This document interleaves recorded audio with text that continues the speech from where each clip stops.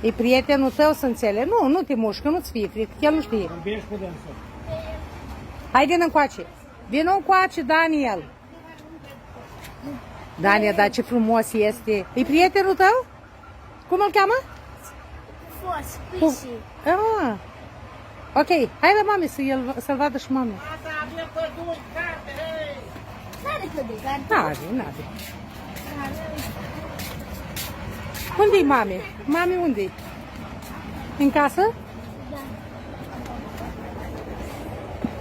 Dar poate o luat cu boțul. Ai curajul să intri? Da?